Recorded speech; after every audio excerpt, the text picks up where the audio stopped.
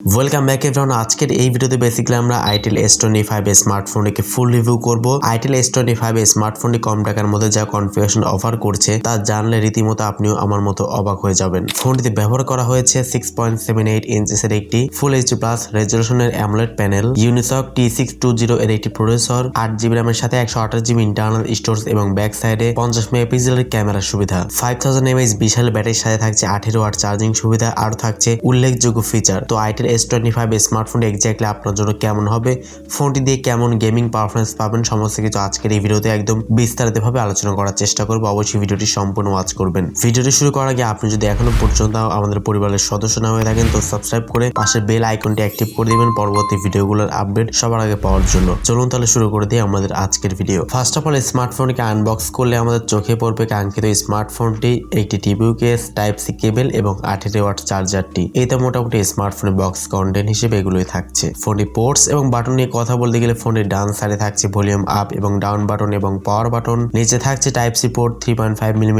Headphone jack, 3D speaker এবং microphone port. ফোনটির ডিজাইনটা কিন্তু পার্সোনালি আমার কাছে খুবই ভালো লেগেছে। ফোনের ব্যাক সাইডে দুইটি ক্যামেরা সেটআপ থাকছে এবং ফ্রন্টে কিন্তু মিডল পাঁচল ক্যামেরা ইউজ করা হয়েছে। আইটেল কিন্তু বাজেট স্মার্টফোনে কিন্তু মিডল পাঁচল ক্যামেরা দেওয়ার চেষ্টা করেছে, যেটা ফোনের লুক এবং ডিজাইন কিন্তু একদম প্রিমিয়াম কোয়ালিটির মনে হয়েছে আমার কাছে। ডিজাইন এবং বিল্ড কোয়ালিটি অবশ্যই প্লাস্টিক বিল্ড, যেহেতু বাজেট ক্যাটাগরি স্মার্টফোন তো সেক্ষেত্রে এখানে প্লাস্টিক বিল্ডই থাকছে। তবে এক দেখায় ফোনটি দেখলে ফোনটি মোটেও আসলে বাজেট ফোন মনে হয় না, অনেকটা প্রিমিয়াম ফোনই মনে হয়। ফোনটি ডিসপ্লে সেকশন ইউজ করা হয়েছে 6.78 ইঞ্চের একটি ফুল এইচডি প্লাস রেজলিউশনের একটি অ্যামোলেড প্যানেল ইউজ করা হয়েছে। ডিসপ্লেতে পাচ্ছেন 120 হার্জের এটি রিফ্রেশের সুবিধা, 1800 নিট পিক ব্রাইটের সুবিধা পাচ্ছেন। তবে এখানে কোনো প্রকার প্রোটেকশন থাকছে না। এখানে ফুল এইচডি প্লাস থাকছে এবং অ্যামোলেড থাকছে, তো সেক্ষেত্রে অবশ্যই আউটডোরে ডিরেক্ট সানলাইটে ফোনটিকে ইউজ করার সময় কোনো প্রকার ঘাটতি আপনি ফিল করবেন না, কোনো প্রকার ব্রাইটনেস জনিত কোনো প্রকার সমস্যা হচ্ছিল না এবং 120 হার্জের রিফ্রেশে থাকে অবশ্যই স্মুথলি ফোনটিকে রান করা যাচ্ছিল। তো বাজেট ফোন হিসেবে ডিসপ্লে নিয়ে আসলে আমার কোনো কমপ্লেন নেই, খুবই ভালো লেগেছে এই প্রাইস সেগমেন্টে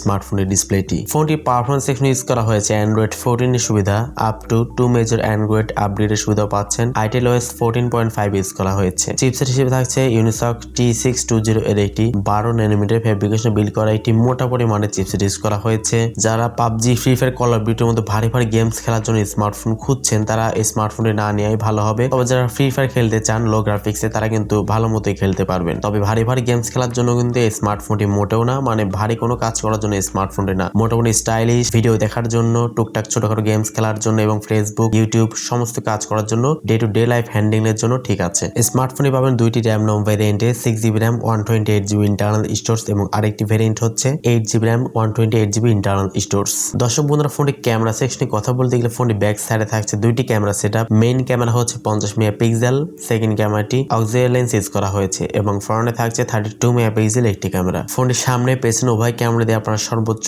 1440 পিক্সেলে 30 fps ভিডিও রেকর্ডিং করতে পারবেন। এছাড়া ফোনতে লাউড স্পিকার, 3.5mm হেডফোন জ্যাকের সুবিধা থাকছে এবং টাইপ সি পোর্ট থাকছে এবং under display optical fingerprint scanner সুবিধা পেয়ে যাচ্ছেন। তো এট লাস্ট স্মার্টফোনের ব্যাটারি নিয়ে কথা বলতে গেলে ফোনটি ব্যাটারিতে ইউজ করা হয়েছে 5000 mAh এটি বিশাল ব্যাটারি এবং 18 ওয়াট এটি চার্জিং সুবিধা। 5000 mAh দেওয়াতে অবশ্যই ভালো চার্জ ব্যাকআপ এখান থেকে আপনার স্ক্রিন অন টাইমে পেয়ে যাবেন এবং 18 ওয়াট চার্জারটি দিয়ে একটু বেশি সময় লাগছিল ফোনটিকে ফুল চার্জ হতে, বাট স্টিল এটা বাজেট ফোন হিসেবে আমার কাছে একদম পারফেক্টই মনে হয়েছে ওভারঅল সবকিছু প্যাকেজ।